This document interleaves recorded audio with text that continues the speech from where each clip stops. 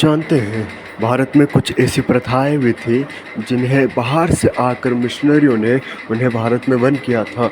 जी हाँ, कई लोग सोचते हैं कि जो अंग्रेज जिन्होंने भारत पर हुक्म किया था, वे लोग ज़बरदस्ती यहाँ पर आकर धर्म परिवर्तन करवाते थे, लेकिन ऐसा नहीं है।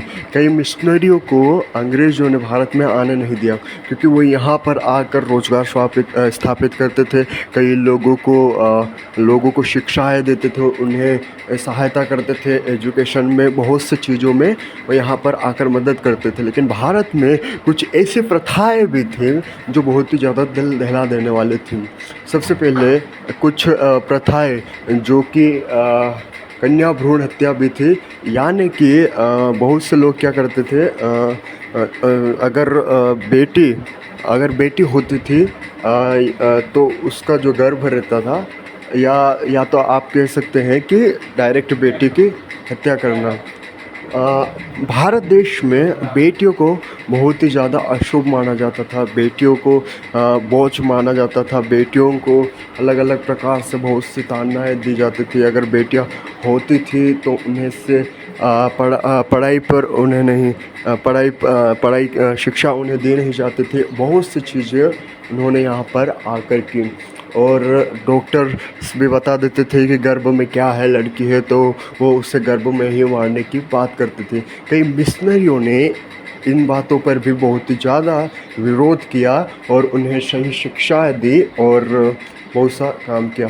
और दूसरा जो है सती प्रथा में होता था कि जब अगर हिंदू में या कोई भी जो भारत के थे, तो कई जगह पर ऐसा था कि सती प्रथा, यानी जो अगर उसका हस्बैंड कहीं पर शांत हो जाता है तो उस विधवा औरत को भी उसके साथ वहीं पर जला दिया जाता था, यानी उस जिंदा आग में उसको भी जला दिया जाता था।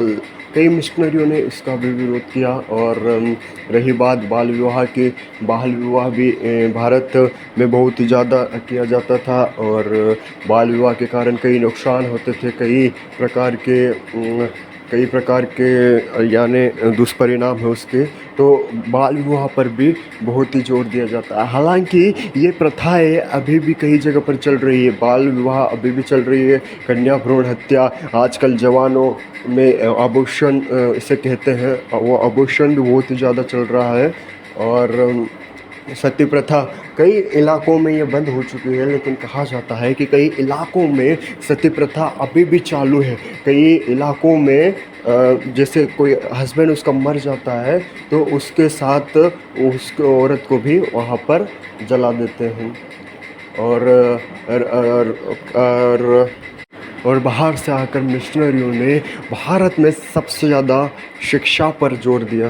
भारत में कई ऐसे स्कूल्स खोले जहाँ पर बहुत ही ज़्यादा कम पैसे लेकर उन्हें शिक्षाएँ बांटी जाती थी। बाहर से मिशनरियों ने आकर यहाँ पर कई रोज़गार स्थापित किए, जिससे भारत अभी बहुत ज़्यादा सक्षम है।